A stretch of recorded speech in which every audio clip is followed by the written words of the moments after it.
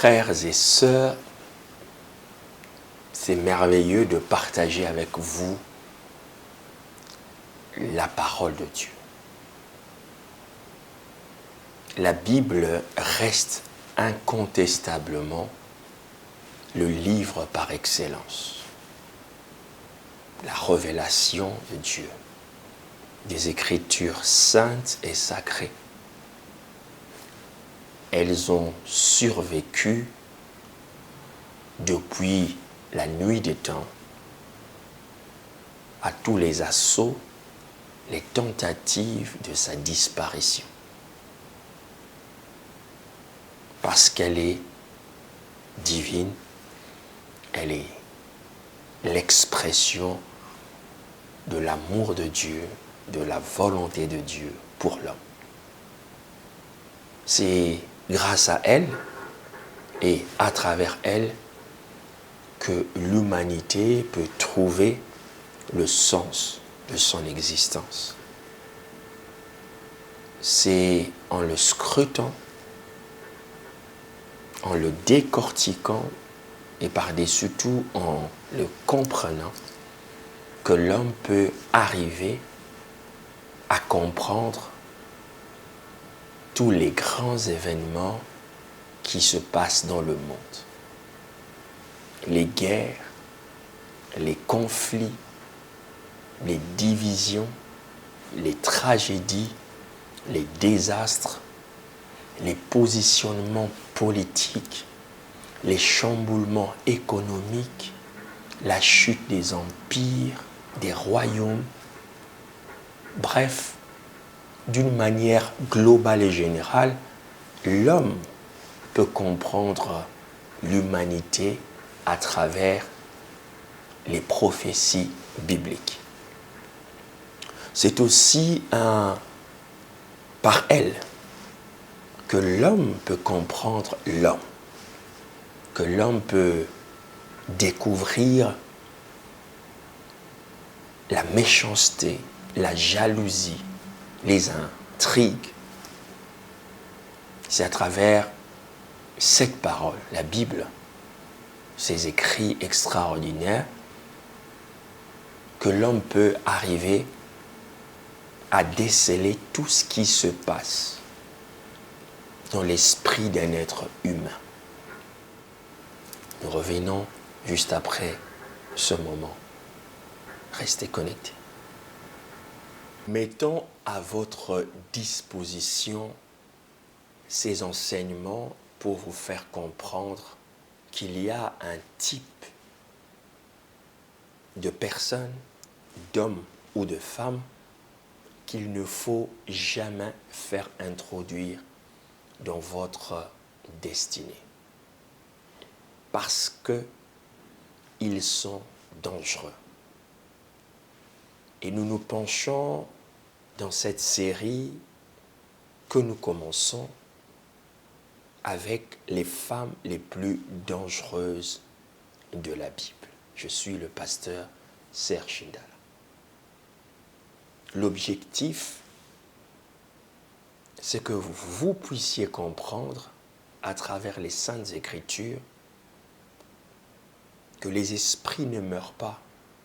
La vie était telle faite qu'elle est cyclique, c'est-à-dire les événements reviennent d'une autre manière. Ces esprits qui ont influencé le monde des siècles passés sont toujours en activité. Mais cependant, ils s'adaptent, ils prennent la forme de la saison, de la période, de siècle dans lequel ces opérations sont en train d'être effectuées. La Bible, comme nous l'avons dit, est le livre par excellence qui nous permet de comprendre la chute des royaumes, des empires, des rois, des reines, leur élévation, leur chute, les phénomènes autant catastrophiques, naturels, que ce qui se passe dans des familles, dans des communautés, la Bible est le livre par excellence, la prophétie de Dieu, l'expression de l'amour de Dieu et de la volonté de Dieu pour l'homme. Donc à travers elle, nous comprenons au mieux l'esprit de l'homme. Nous comprenons au mieux les choses qui animent certaines personnes de poser tel ou tel acte. Nous discernons donc à travers la lumière que nous procurent les Saintes Écritures. Il est écrit dans le livre de Psaumes que la parole de Dieu est une lumière, est une lampe qui éclaire sur le sentier. C'est une lumière qui éclaire. Celui qui la possède a donc des facultés de lire, même lorsque le monde, l'humanité sera dans les ténèbres.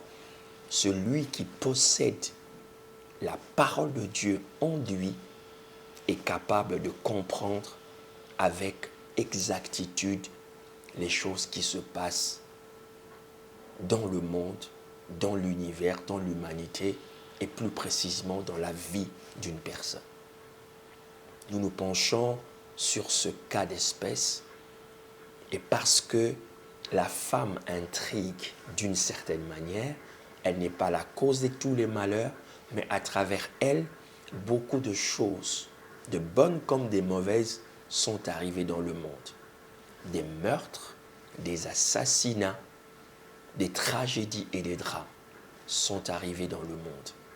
Et parmi toutes ces choses, nous aimerions voir le cas de la mort ou de la décapitation de Jean-Baptiste. Les évangiles relatent l'histoire de la décapitation de Jean-Baptiste. Vous le connaissez, un homme qui était rempli du Saint-Esprit dès le ventre de sa mère, qui avait une mission spécifique, celle d'être précurseur, d'annoncer l'évangile, de préparer, le chemin du Seigneur.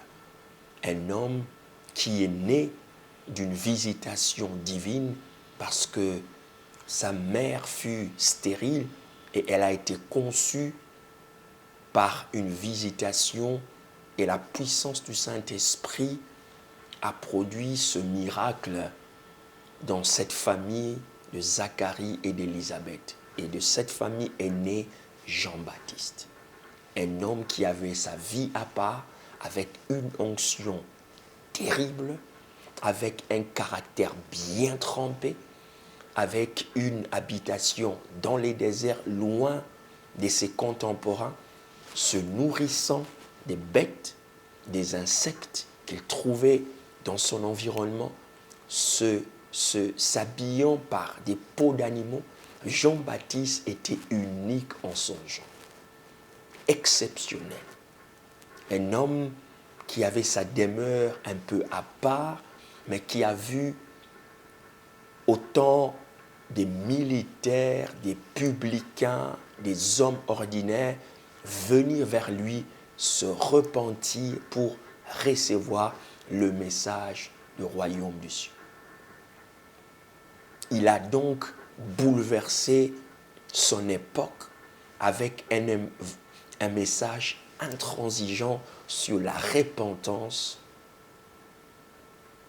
et la conversion, un homme extraordinaire.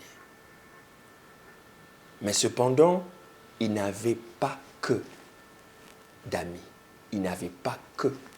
Figurez-vous, lorsque vous êtes un homme qui veut le changement, qui veut que des choses se passent d'une certaine manière dans votre vie, dans votre environnement, vous le serez non seulement sur les autres, mais sur vous-même. Et c'est ainsi qu'était la vie de Jean-Baptiste.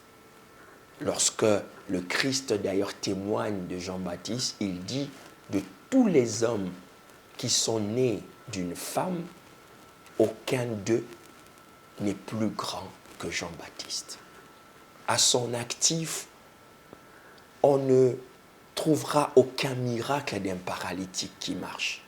On ne trouvera aucun mort qui ressuscite. On ne trouvera aucun aveugle qui va recouvrir la vue. Mais cependant, le témoignage que Christ et la Bible donnent sur Jean-Baptiste est sans appel. Aucun homme n'a l'esprit de Jean-Baptiste.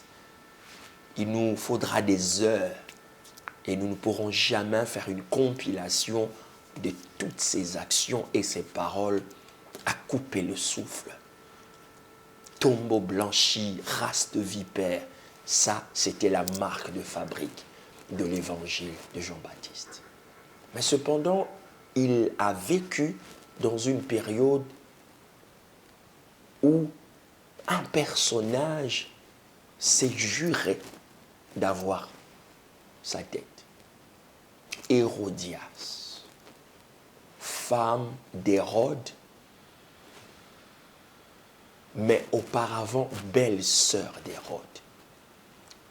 Je vous épargne les détails de la situation géographique politique de l'époque, mais ce qui se fait dans cette famille qu'on peut dire royale, qui gouverne Jérusalem à l'époque, Hérode est carrément dans l'inceste, parce qu'il prend la femme de son frère. C'est un inceste. Et Jean-Baptiste ne peut laisser que ceux qui les gouvernent politiquement, socialement, économiquement et qui ont une influence dans la société se permettent d'avoir une telle attitude. Et Jean-Baptiste dénonce ce tact de voir qu'une autorité. Vous devez comprendre que ceux qui nous gouvernent, leurs actes ont une influence sur la vie des citoyens, sur la vie de la communauté, sur la vie de la nation. Tous les actes qu'un homme qui est élevé en dignité pose a une certaine influence. J'aimerais vous dire que cet acte, forcément, a créé une certaine dynamique, un certain élan dans la pensée des gens. Donc, les gens ont commencé à trouver normal de prendre la femme soit de son père, soit de son frère. Et l'inceste fut forcément répandu à cette époque. Et Jean-Baptiste s'en révolta. Très important de comprendre que c'est de là que vient la colère d'Hérodias. Cette femme, forcément trempée avec un esprit de légèreté, qui a une fille qui s'appelle Salomé. Ces deux femmes sont dangereuses parce qu'au cours d'une fête d'Hérode, où Hérode invite ses convives, des chefs militaires, des chefs des délégations, des gouvernements, les notables de la ville, et fête pendant des jours, voici que Salomé, fille d'Hérodias, fait une performance de danse à vous couper les souffles. Hérodias et ses convives sont à leur expression de plaisir et de bonheur au maximum. Et dans cet élan de folie, d'extravagance, dans cet élan d'aventure, Hérode se permettra de demander à Hérodias que tout ce qu'il lui demanderait, il lui accordera. Et la Bible confirme que Hérode le fera avec serment. Dans le livre de Marc, dans le chapitre 6, le verset 24, Hérode dira avec serment que je t'accorderai tout ce que tu me demanderas, même si c'était la moitié de mon royaume, je te l'accorderai. Hérodias, forcément, va aller toucher sa maman pour lui dire, voici l'opportunité, qu'est-ce que je peux demander? la colère d'Hérodias se manifesta et réclama la tête de Jean-Baptiste. Vous voyez, lorsque vous êtes loin, il y a un type de femmes qui sont capables de mettre tout pour réclamer votre tête, votre chute, parce que votre onction dérange, parce que votre vérité dérange. C'est le type de femmes qui décapitent l'onction, qui mettent en place des stratagèmes pour nuire à l'image que vous avez. Ces stratagèmes, ces idées, ces complots viennent tout droit de l'enfer pour nuire à votre image, pour le décapiter en réalité. Il ne s'agit ici même pas de nuire à l'image de Jean-Baptiste, parce que les Écritures disent que Hérode le roi avait de l'estime pour Jean-Baptiste. Il craignait Jean-Baptiste. Mais parce qu'il était parti dans une folie qui était nourrie par cette danse venue tout droit de l'enfer, forcément, tout son corps était en ébullition, toute son âme était remplie de ce plaisir, de ce désir. Et voici que dans cette folie, le roi qui gouverne va poser des actes. Combien d'onctions ont été décapitées? Combien de ministères ont été décapités? Combien de destinées ont été détruites à cause de l'esprit d'Hérodias qui réclama la tête de Jean-Baptiste sur un plateau?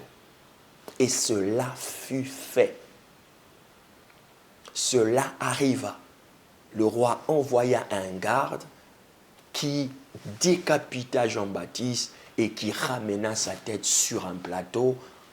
Et cela fut offert en cadeau à Salomé, fille d'Hérodias, femme du frère d'Hérode. Malgré son estime, malgré le respect qu'il donnait à Jean-Baptiste, cet homme fut décapité par ce roi. J'aimerais que vous compreniez la profondeur et la magnitude de ces paroles et de cet acte violent. C'est vrai que de nos siècles, un tel acte mériterait la prison, peut-être, mais l'esprit qui a séduit Hérode et qui est venu de la danse de sa fille, qui a utilisé la danse de la fille d'Hérodias, mais qui a été engendré, qui a été communiqué, qui a été transmis par Hérodias elle-même, parce qu'elle respirait le meurtre, la colère, le désir ardent, destructeur de tuer, de décapiter Jean-Baptiste. Faites attention. C'est une femme dangereuse. C'est un esprit dangereux. S'il entre dans votre sillage, il peut causer du tort. Il peut décapiter votre tête. Il peut décapiter spirituellement votre ministère. Il peut décapiter votre onction. Il peut décapiter votre existence. C'est un esprit dangereux, malsain.